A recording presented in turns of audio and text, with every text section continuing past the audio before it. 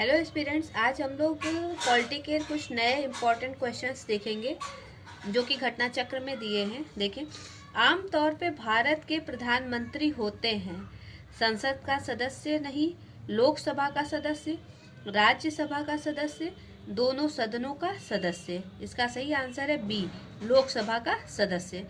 संविधान के अनुसार प्रधानमंत्री दोनों सदनों में से किसी का भी सदस्य हो सकता है।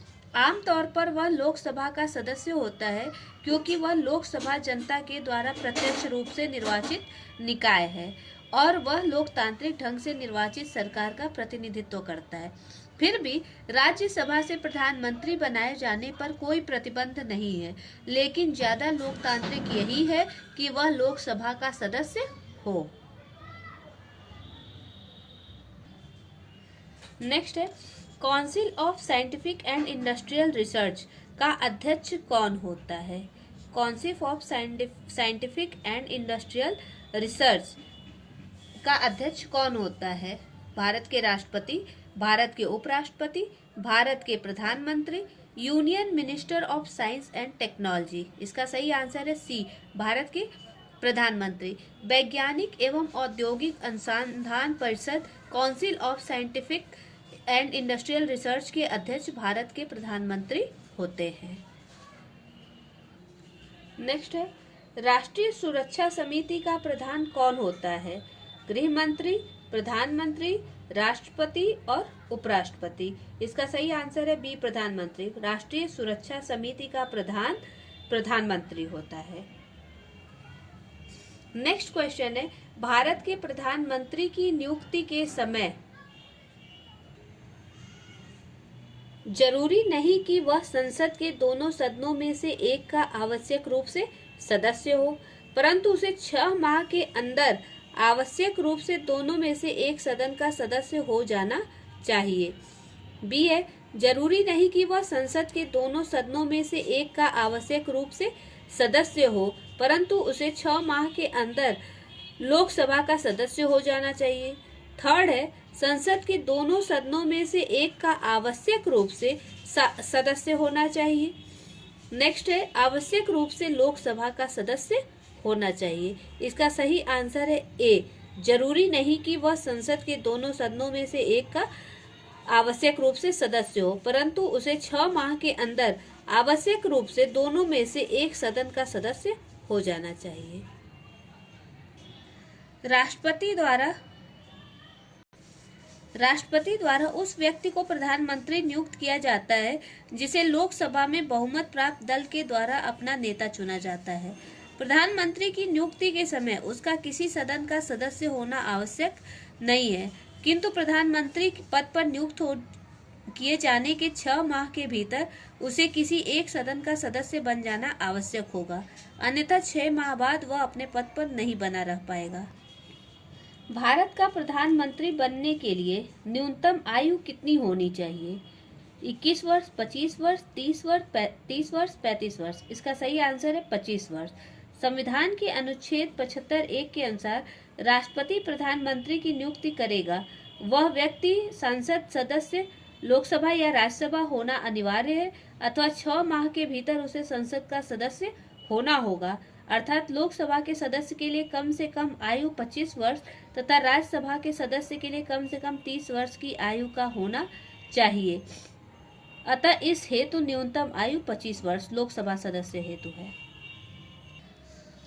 उप प्रधानमंत्री पद का सृजन मूल संविधान के अंतर्गत हुआ था, संविधान के प्रावधानों से हटकर हुआ, 44वें संशोधन द्वारा हुआ, 85वें संशोधन द्वारा हुआ।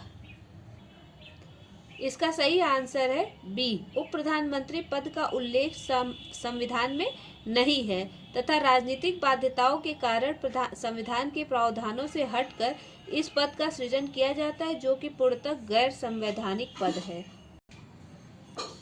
प्रधानमंत्री मनमोहन सिंह पंजाब से लोकसभा के सदस्य हैं, पंजाब से राज्यसभा के सदस्य हैं, राजस्थान से राज्यसभा के सदस्य हैं, असम से राज्यसभा के सदस्य हैं। इसका सही आंसर है डी, डॉक्टर मनमोहन सिंह असम राज्य से सर्वप्रथम 1991 में राज्यसभा के सदस्य चुने गए थे। तभी से वे लगातार असम से ही 1996, 2001 एवं 2007 तथा 2013 में राज्यसभा के सदस्य बने। प्रधानमंत्री को लोकसभा के द्वारा चुना जाता है, संसद के द्वारा चुना जाता है, राष्ट्रपति द्वारा नियुक्त किया जाता है, लोकसभा में बहुमत प्राप्त पार्टी द्वारा नामित किया जाता है। इसका सही आंसर है सी, राष्ट्रपति के द्वारा नियुक्त किया जाता है। संविधान के अनुच्छेद 75(1) के तहत प्रधानमंत्री को राष्ट्रपति के द्वारा नियुक्त किया जाता है। सामान्यतः राष्ट्रपति द्वारा बहुमत प्राप्त पार्टी द्वारा नामित व्यक्ति वह संसद सदस्य हो सकता है और नहीं भी को प्रधानमंत्री नियुक्त किया जाता है। यद्यपि लोकसभा में किसी दल का पूर्ण बहुमत न होने पर वह पूरी तरह से राष्ट्रपति पर निर्भर करता है कि वह किसे प्रधानमंत्री नियुक्त करे। अग्रलिखित में कौन सा वक्तव्य सही है? संसद के दोनों सदनों के सदस्यों में से अपने मंत्रियों का चयन करने के लिए स्वतंत्र है। इस विषय में भारत के राष्ट्रपति द्वारा उचित परामर्श करके अपने मंत्रिमंडल के सहयोगियों का चयन कर सकता है। अपने मंत्रिमंडल में मंत्री के रूप में कार्य करने के लिए व्यक्तियों का चयन करने में पूर्णतः स्वविवेक का प्रयोग करता है। अपने मंत्रिमंडल के सहयोगियों का चयन करने में सीमित शक्तियां रखता है, क्योंकि स्वविवेक प्रयोग की शक्तियां भारत के राष्ट्रपति में निहित है। इसका सही आंसर है सी, अपने मंत्रिमंडल में मंत्री के रूप में कार्य करने के लिए व्यक्तियों का चयन करने में पूर्णतः स्वविवेक का प्रयोग करता है। प्रधानमंत्री मंत्रिपरिषद का प्रधान होता है। उसे अपने सहयोगी के रूप में ऐसे व्यक्तियों को चुनने का पूर्ण अधिकार है जो उसके साथ मिलकर कार्य कर सके। इस प्रकार मंत्रियों के चयन में वह स्वविवेक का प्रयोग करता है। वह संसद के बाहर के व्यक्ति को भी मंत्री बना सकता है, परंतु उस मंत्री को 6 माह के अंदर संसद सदस्य बनना अनिवार्य है। ऐसा न होने पर उसे 6 माह के पश्चात मंत्री पद से मुक्त हो जाना पड़ता है। अनुच्छेद 75 का 5। भारत की संसद के संबंध में कौन सा कथन सत्य नहीं है? संविधान में एक संसदीय प्रणाली की सरकार का प्रावधान है। संसद का सर्वप्रमुख कार्य है मंत्रिमंडल का प्रावधान करना।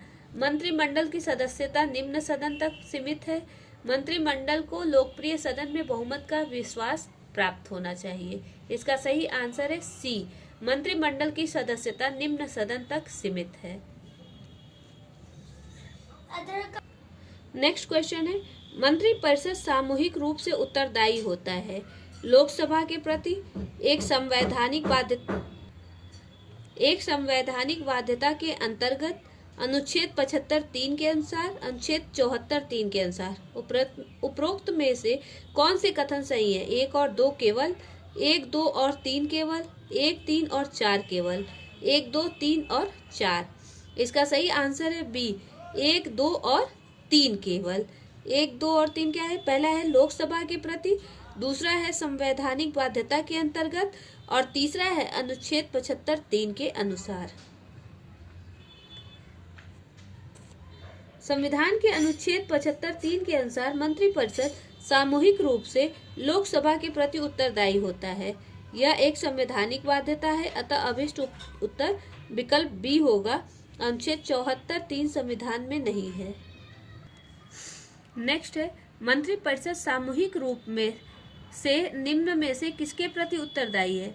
पहला प्रधानमंत्री के प्रति, राष्ट्रपति के प्रति, राज्यसभा के प्रति, लोकसभा के प्रति। इसका सही आंसर है डी, लोकसभा के प्रति।